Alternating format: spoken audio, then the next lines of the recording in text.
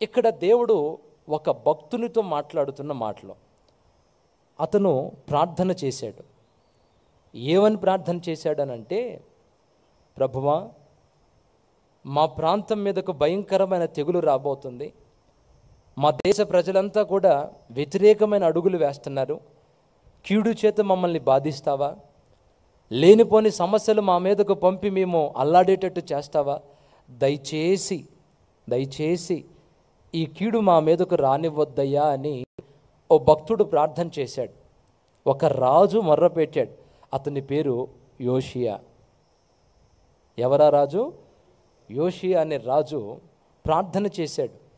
ప్రార్థన చేస్తే దేవుడు తన దాసురాలను పంపి ఏమని మాట్లాడుతున్నాడనంటే, నువ్వు కన్నీళ్లు విడవడం నేను చూశాను, నీ ప్రార్థన నా దగ్గరికి చేరింది, నేను నీకు సమాధానం ఇస్తున్నాను, కీడేమి నీ మీదకు రాదు, ఏ సమస్య నీ మీదకు రాదు అని దేవుడు తన ప్రార్థనను ఆలకించి సమాధానం చెప్పాడు.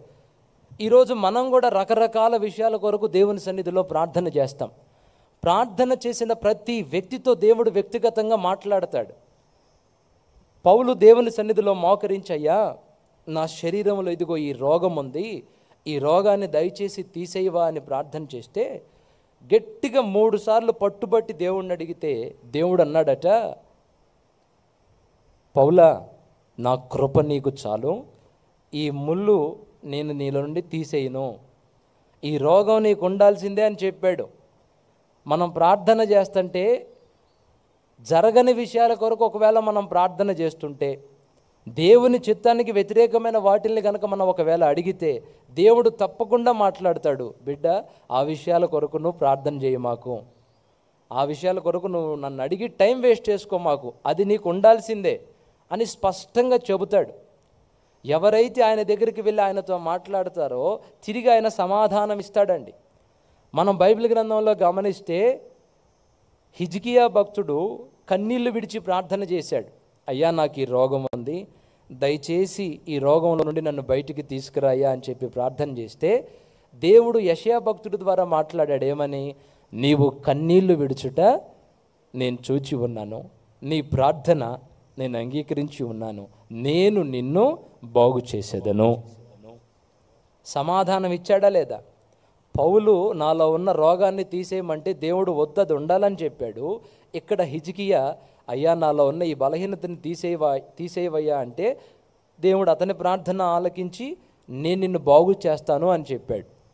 మీరు బైబిల్ గ్రంథంలో గమనించుకోండి, జరగని వాటి కొరకు మనం అడిగితే అది జరగదు, అడగొద్దని చెప్పాడు. ఒకవేళ దైవ చిత్తానుసారంగా మనం మొర్ర పెడితే నేను ప్రార్థన విన్నాను, బాగు చేస్తానని చెప్పాడు. అయితే ఇక్కడ మనం చదువుకున్న ఈ అధ్యాయంలో కూడా, ఈ వచనంలో కూడా దేవుడు అంటున్నాడు, నువ్వు చేసిన ప్రార్థన నేను అంగీకరించాను. హిజ్కియాతో అన్నాడు, నీవు కన్నీళ్లు విడుచుట చూచి తిని నీ ప్రార్థన నేను అంగీకరించాను, గనుక నేను నిన్ను బాగు చేస్తానని హిజ్కియాతో చెప్పాడు. కానీ ఇక్కడ ఒక వ్యక్తి ప్రార్థన దేవుడు అంగీకరించడానికి కారణాలు చెబుతున్నాడు. నీ ప్రార్థన నేను విన్నాను, ఎందుకు విన్నానో తెలుసా? వినండి జాగ్రత్తగా. మనం కూడా ప్రార్థన చేస్తాం, మన ప్రార్థన కూడా దేవుడు అంగీకరించాలి అని అంటే ఇక్కడ ఇతనితో అంటున్నాడు, నువ్వు అడిగినవన్నీ నేను విన్నాను, నేను ఏ కీడు నీ మీదకు రాకుండా చేస్తాను, నువ్వు ఎలా అడిగావు అంటే అని పైన చెప్తున్నాడు. చూడండి, 2 రాజుల గ్రంథం 22వ అధ్యాయం 19 నుండి మీరు చూడండి. 1, 2, 3వ వచనంలో 3వ లైన్లో చూడండి. నేను చెప్పిన మాటలను నీవు ఆలకించి, నేను చెప్పిన మాటలను నువ్వు ఆలకించావు. ఆలకించి ఏం చేశాడు? మెత్తని మనసు కలిగాడు. దేవుని మాటలు వింటున్న తోడనే మెత్తని మనసు కలిగి ఉన్నాడు. అంటున్నాడు, నా సన్నిధిలో దీనత్వాన్ని నువ్వు ధరించావు, నీ బట్టలు చించుకున్నావు, నా సన్నిధిలో కన్నీళ్లు రాల్చావు, గనుక నీ ప్రార్థన నాకు అంగీకారంగా మారింది. అసలు ఏం జరిగింది? ఆయన ఏం ప్రార్థన చేశాడు? దేవుడు ఏం సమాధానం ఇచ్చాడో క్లుప్తంగా ఒక్క మాట చెప్తానండి. యోషియా అనే రాజు లైన్లోకి వచ్చేసేటప్పటికి రాజ్యమంతా భయంకరమైన విగ్రహారాధనలో మునిగిపోయింది. అతను చిన్న వయసులోనే రాజు అయ్యాడు. రాజ్య పరిపాలన మొదలుపెట్టిన తోడనే యుక్త వయసుకు వచ్చాడు, మేజర్ అయ్యాడు. ఆ తర్వాత సొంతగా నిర్ణయాలు తీసుకునే బాధ్యత, ఆ హక్కు అతనికి ఇవ్వబడింది. రాజు అయ్యాడు. ఇక స్వేచ్ఛగా తనంతట తాను కొన్ని నిర్ణయాలు తీసుకునే స్థాయికి ఈ రాజు వచ్చాడు. ఈ రాజు లైన్లోకి వచ్చేసేటప్పటికి ఒక్కసారి అలా రాజ్యాన్ని గమనిస్తే భయంకరమైన పాపపు కార్యాలు జరుగుతున్నాయి. బయలు దేవతారాధన జరుగుతుంది అక్కడ. బయలు బలిపీఠాలు అక్కడ ఏర్పడ్డాయి. బహు విగ్రహారాధన జరుగుతుంది. వావి వరుస క్రమం లేకుండా భయంకరమైన వ్యభిచారం చేస్తున్నారు ఆనాడు దేవుని బిడ్డలు. ఎటు చూసినా అన్యారాధన జరుగుతుంది. జీవము కలిగిన దేవుణ్ణి విడిచిపెట్టి అన్య మార్గాల్లో తిరిగి మనసుకు తోచినట్లుగా బ్రతుకుతున్నారు ఆనాడు దేవుని బిడ్డలు. ఓ పక్క దేవుని మందిరాన్ని చూస్తే దేవుని మందిరం శిథిలమైపోయింది. దేవుని మందిరం పాడైపోయింది. ఎవ్వరూ దేవుని మందిరాన్ని గురించి ఆలోచించట్లా. బూజు పట్టిపోయింది. మందిరం అంతా క్రాకులు వచ్చింది. మందిరం అంతా దుమ్ము కొట్టకపోయింది. చెత్త చెదారం, ఎవ్వరూ మందిరం జోలి వెళ్ళట్లా. మందిరం అంతా శిథిలావస్థలో ఉంది. ఒక్కళ్ళు కూడా దేవుని గురించి, జీవము కలిగిన యెహోవా గురించి ఆలోచించట్లా. అందరూ అన్య మార్గాల్లో ఉన్నారు. ఈ రాజు లైన్లోకి వచ్చిన వెంటనే ఆయా పరిస్థితుల్ని గమనించి చూసి మౌనంగా ఉన్నాడు. మౌనంగా ఉండి ఒక ఆజ్ఞ జారీ చేశాడు. అధికారం రాగానే మొట్టమొదటి సంతకం దేని మీద పెట్టాడో తెలుసా? దేవుని మందిరాన్ని శుభ్రపరచాలి. మన రాజకీయ నాయకులు, ఇప్పుడు ప్రధానమంత్రి గారు కానీ సీఎం గారు కానీ గెలిచిన తర్వాత వాళ్ళు దేని మీద అయితే మొదటి సంతకం పెడతారో అది చాలా కీలకం. వాళ్ళు అంటారు, నేను లైన్లోకి రాగానే మొట్టమొదటి సంతకం మీ ఫైల్ మీదే పెట్టేది కదా. వాళ్ళు పెట్టే మొట్టమొదటి సంతకం కీలకమైంది. ఇక్కడ ఈ రాజు లైన్లోకి వచ్చిన వెంటనే ఎక్కడ సంతకం పెట్టాడో తెలుసా? నా రాజ్యంలో ఉన్న దేవుని మందిరం పరిశుభ్రపరచబడాలి. మందిరం శుద్ధ సువర్ణంగా మారాలి. మరలా తిరిగి దేవుని మందిరంలో దైవారాధన జరగాలి అని యాజకులను పిలిపించి, శాస్త్రులను పిలిపించి, వెళ్ళండి, ఈ డబ్బు తీసుకొని వెళ్ళి మందిరాన్ని శుభ్రపరచండి, పాడైపోయిన మందిరపు గోడలు తిరిగి పునర్నిర్మింప చేయండి అని డబ్బులు ఇచ్చి పంపిస్తే యాజకులకు వెళ్ళి మందిరాన్ని శుభ్రం చేస్తున్నారండి. శిథిలమైపోయిన మందిరాన్ని అంతటిని శుభ్రం చేస్తున్నారు, రీమోడల్ చేస్తున్నారు, రీకన్స్ట్రక్షన్ చేస్తున్నారు.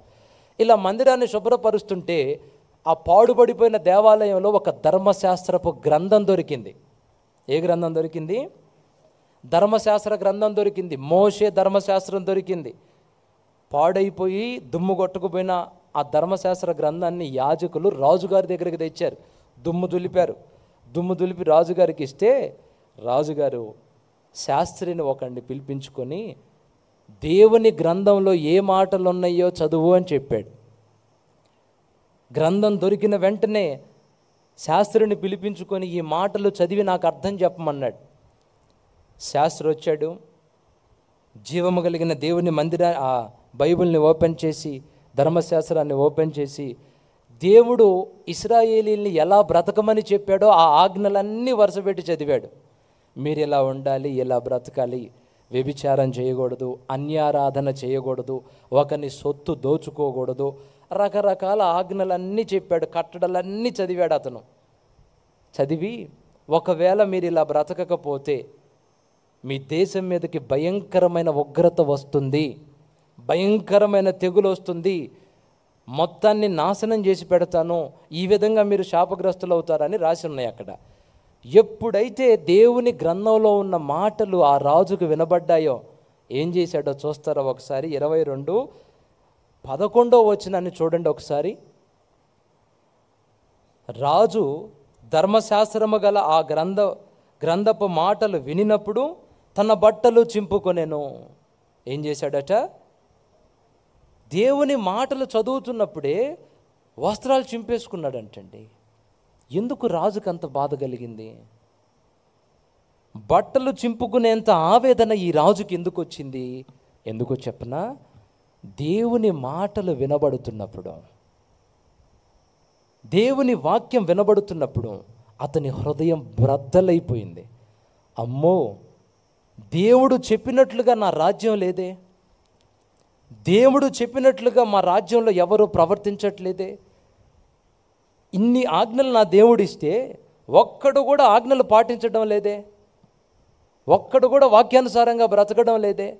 నేను రాజుగా ఉన్న ఈ రాజ్యం ఎంత భ్రష్టుపట్టిపోయిందా, అర్రెరే అని దేవునికి వ్యతిరేకంగా నేను బ్రతుకుతున్నానని బట్టలు చింపేసుకొని కుప్పల్లో కూలిపోయి ఏడవడం మొదలుపెట్టాడు. ఈరోజు ప్రార్థన చేస్తున్న దేవుని బిడ్డలారా, దేవుడు మీతో అంటున్నాడు, ఒకవేళ మీరు కూడా ఈ రాజులాగా మాటలు వినబడుతున్నప్పుడే, దేవుని వాక్యం వినబడుతున్నప్పుడే హృదయం అనే వస్త్రాలను చింపుకున్నారనుకోండి, పాపపు వస్త్రాలను చింపి పడేశారనుకోండి, మలినపు వస్త్రాలను చింపి పడేశారనుకోండి, మాటలు వింటున్నప్పుడే బాధ కలుగుతుంది. ఏంటి, నాలో చాలా లోపాలు ఉన్నాయే, నాలో చాలా పాపాలు ఉన్నాయే, దేవుడు చెప్పినట్లుగా నేను బ్రతకట్లేదే, ఇలా నేనుండి దేవుడి నుండి కొన్ని ఆశిస్తే ఆయన ఎలా ఇస్తాడు, ఇది కరెక్ట్ కాదు, నేను చాలా తప్పులో ఉన్నాను, మా రాజ్యపు ప్రజలందరూ చాలా పొరపాటులో ఉన్నారని ఏడుస్తున్నాడండి, దుఃఖపడుతున్నాడండి. ఈరోజు మొదటి పాయింట్గా చెప్తున్నాను, దేవుడు ఎవరి ప్రార్థన వింటాడో తెలుసా? ఆయన మాటలు వినబడుతున్నప్పుడు ఎవరైతే వణుకుతూ ఉంటారో, ఎవరైతే దీన మనసుతో గడ్డ గడ్డ గడ్డ గడ్డ వణికిపోతారో, ఎవరైతే సరి చేసుకోవాలని ఆలోచిస్తారో వాళ్ళ మీద ఆయన చల్లని కనిదృష్టి ఉంటుంది. అదే అంటాడు కదా సువార్తల్లో, నా యందు మీరు, మీ యందు నా మాటలు నిలిచి ఉన్న ఎడల మీకేది ఇష్టమో. చూడండి యోహాను సువార్త 15వ అధ్యాయము, ఒక్కసారి బైబిల్ తెరిచి చూడండి. యోహాను సువార్త 15వ అధ్యాయము ఎన్నో వచనం, 5 కాదు 7వ వచనం చూడండి. నా యందు మీరును మీ యందు నా మాటలను నిలిచియున్న ఎడల మీకేది ఇష్టమో అడుగుడి, అది మీకు అనుగ్రహింపబడును. మీరు అడిగే వాటిని పొందుకోవాలి అని అంటే మొట్టమొదట నా మాటలు మీ హృదయాల్లో ఉండాలి. నువ్వు ఇదిగో ఈ పొరపాటులో ఉన్నావని వాక్యం వచ్చినప్పుడు వెంటనే నువ్వు దుఃఖపడాలి, పశ్చాత్తాపపడాలి, మనసు మార్చుకోవాలి, దిద్దుకోవాలి, దీన మనసు కలిగి ఉండాలి. ఈ సమయంలో ఒక మాట చెప్తాను, నువ్వు దేవుని మాట వినేదాన్ని బట్టి దేవుడు నీ మాట వినడం ఆధారపడి ఉంటుంది. నువ్వు దేవుని మాటలు విని కదిలే విధానాన్ని బట్టి నీ మాటలు విని దేవుడు కదిలేది ఆధారపడి ఉంటుంది. మళ్ళొకసారి చెబుతా, దేవుడు మనతో మాట్లాడతాడు కదా, ఆ మాటలు మనం వినే విధానాన్ని బట్టి దేవుడు మన మాటలు వినే విధానం ఆధారపడి ఉంటుంది. అంటే మన ప్రార్థన వినే విధానం ఆధారపడి ఉంటుంది. దేవుడు చెప్పే మాటల్ని విని మనం కదిలే విధానాన్ని బట్టి దేవుడు మన ప్రార్థన విని కదిలే విధానం ఆధారపడి ఉంటుంది. ఇక్కడ ఈ రాజు దేవుని మాటలు వినడం తోడనే ఎవరు కొట్టలేదండి, ఎవరు తిట్టలేదండి, నువ్వు పొరపాటులో ఉన్నావని ఎవరు వేలెత్తి చూపించలేదండి. ఎవరో ఒక అనామకుడు వచ్చి ఈ గ్రంథంలో ఉన్న మాటలు చదువుతుంటే లోపల దుఃఖపడిపోయాడు. అబ్బబ్బబ్బా, ఇలా లేనే నేను, వాక్యంలో పూర్తి వ్యతిరేకమైన జీవితం నా రాజ్యంలో ఉందే. యేసయ్యా తండ్రి, జీవము కలిగిన యెహోవా, నిన్నెంత బాధ పెట్టానయ్యా, నిన్నెంత దుఃఖ పెట్టాను ప్రభువా, నన్ను క్షమించు నాయనా అని ఆ బాధతో బట్టలు చింపేసుకున్నాడు. ఎంత బాధ వచ్చిందో తెలుసా? మీరు ఎప్పుడైనా వస్త్రాలు చింపుకున్నారా? మీరు ఎప్పుడైనా మీ బట్టలు చింపుకున్నారా? లేదుగా. అంత బాధ ఎప్పుడైనా మనకు వచ్చిందా? అంత ఆవేదన ఎప్పుడైనా మనకు వచ్చిందా? రాలా. బైబిల్ గ్రంథంలో మనం చూస్తే యోబు గ్రంథంలో యోబు భక్తుడు తన వస్త్రాలను చింపుకొని కోలబడి ఏడుస్తున్నాడు. ఎందుకు? గొర్రెలు పోయినాయి, మేకలు పోయినాయి, ఆస్తిపాస్తులు పోయినాయి, కడుపున పుట్టిన 10 మంది బిడ్డలు చనిపోయారు, ఆరోగ్యం కూడా పాడైపోయింది. అంత బాధ కలిగితే యోబు తన వస్త్రాలు చింపుకున్నాడు, కూలబడి ఏడ్చి ప్రార్థన చేస్తున్నాడు ఆ బాధ తట్టుకోలేక. ఇప్పుడు ఈ రాజు కూడా అదే విధంగా స్పందించాడు అని అంటే అంత బాధ తన గుండెల్లో కలిగిందనే అర్థం. కడుపున పుట్టిన బిడ్డలు చనిపోతే ఎంత బాధ కలుగుతుందో, వాక్యానుసారంగా నేను లేనే అన్న బాధ అంతగా ఈ భక్తుల్లో కలిగింది. ఈరోజు మనము ఏడుస్తాం, మనము కన్నీళ్ళు పెట్టుకుంటాం, బాధపడతాం. దేనికి ఏడుస్తాం చెప్పండి? అప్పులు ఎక్కువైతే ఏడుస్తాం, రోగాలు ఎక్కువైతే ఏడుస్తాం, నిందలు వచ్చి పడితే ఏడుస్తాం, అనుకోనివి జరిగితే మనం ఏడుస్తాం. అవునా? మనం కన్నీళ్ళు విడిస్తే దేని కొరకు కన్నీళ్ళు విడుస్తామండి?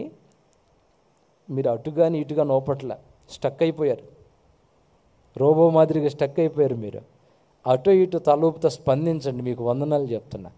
మనం ఏడుస్తాం. ఎప్పుడు ఏడుస్తాం? ఏదైనా బాధలు వచ్చి పడ్డప్పుడు. కానీ ఇక్కడ కనబడుతున్నాడు వాక్యానికి వ్యతిరేకమైన నడవడిక ఉంది కదా అని ఏడుస్తున్నాడండి. మాటలు చెబుతుండగానే దిద్దుకోవడం, మాటలు చెబుతుండగానే సరి చేసుకోవడం, వాక్యం వినబడుతుండగానే జీవితాన్ని అక్కడికక్కడే సరి చేసుకోవడం. ఎవరైతే ఈ విధంగా దేవుని వాక్యం వినబడుతున్నప్పుడు నాలో ఈ జీవితం లేదే అని ఏడుస్తారో, తప్పు దిద్దుకోవాలన్న ఆలోచన ఎవరిలోనైతే ఉంటుందో అప్పుడు నా దేవుడు నీ ప్రార్థన అంగీకరిస్తాడు. చెప్పిన మాటలకి పెడచెవి పెట్టి, చెబుతున్న మాటల్ని పక్కన పెట్టి లెక్క చేయకుండా నీ మాట నేను వినేదేంటి, పని చూసుకోపో అన్నావు అనుకో, దేవుడు కూడా నీ ప్రార్థన వినడం. ఆయన మాటకు మనం విలువ ఇస్తే మన మాటకు ఆయన విలువ ఇస్తాడు.